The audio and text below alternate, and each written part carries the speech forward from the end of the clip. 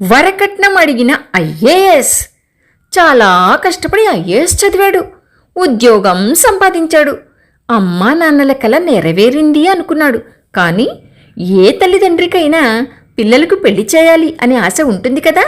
ఇతన్ని పెళ్లి చేసుకోవటానికి ఎంతో గొప్ప గొప్ప చదువులు చదువుకున్న ఐఏఎస్ ఐపీఎస్ అమ్మాయిలు ఇష్టం చూపారు.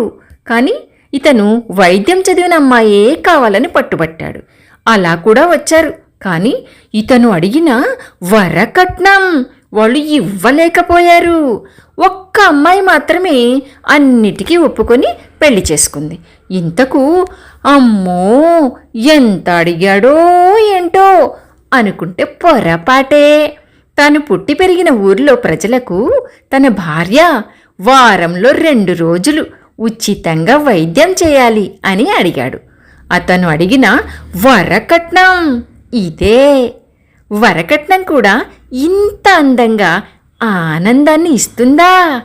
ఇతను అడిగినట్లే ప్రతి పౌరుడు ఆలోచించి అడుగులు వేస్తే ప్రపంచంలోనే మన దేశం మాణిక్యంలా మెరిసిపోదు.